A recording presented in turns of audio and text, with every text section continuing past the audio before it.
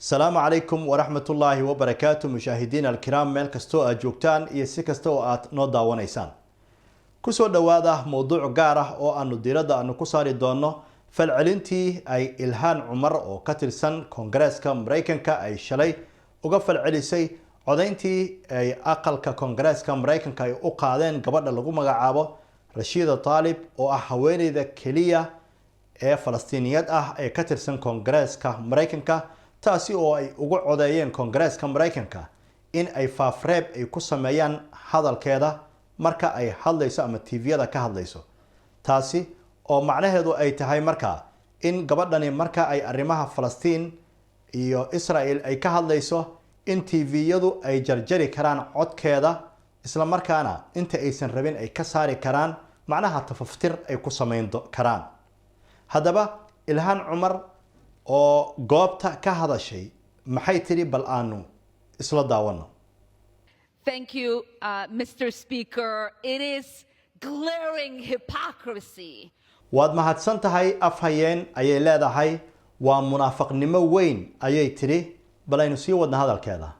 When you have Republicans on the other side of the aisle trying to create definitions and say Rashida wants to annihilate people.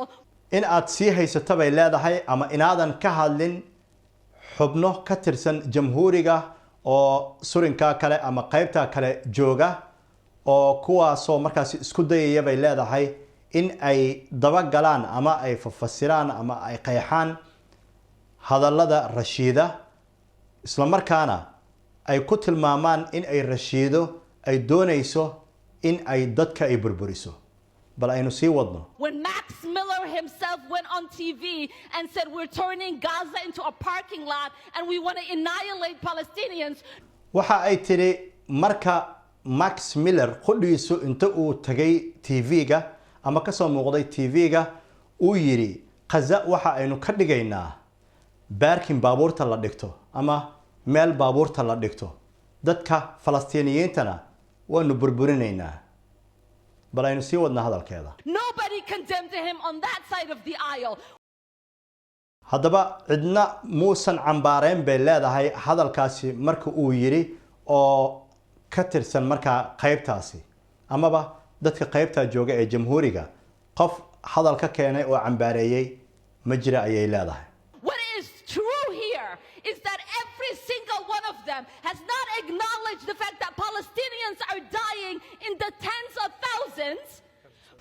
waxa ay tiri waxa xaqiiqo ah in dadka halka jooga uusan jirin marka cid og in dadka Falastiiniyiinta ay dhimanayaan oo 10,000 iyo wax ka badan ay dhinteen. But we'll continue to say it is us who are not acknowledging humanity.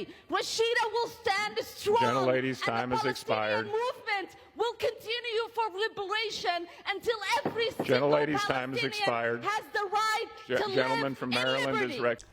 waad arkayseen hadalka waa laga dhaxgalay oo waqtiga ayaa ka dhamaaday ayaa la leeyahay laakiin waxa ay tiri Rashida si awood badan ayay ugu sii taagnaan doontaa macnaha difaacista Falastiin bay ka wadaa dhaqdhaqaaqyada Falastiinna waa ay sii wadayaan xoreyntooda ilaa laga gaaraya bay tiri qof walba oo Falastiiniya in uu xaq u lahaado in uu ku noolaado si xornimo ah.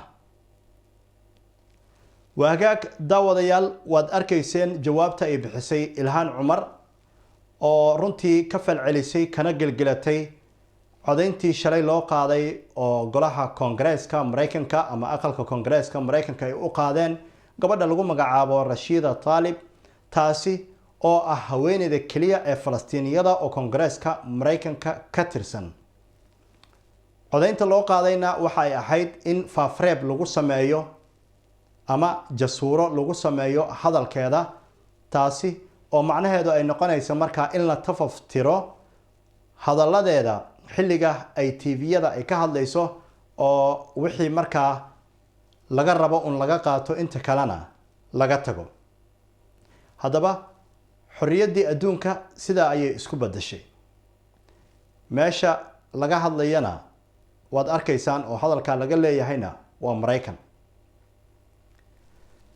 waad ku mahadsantihiin sida wanaagsan ee mar walba aad noola socotaan iyo si kasta oo aad noo daawanaysaan.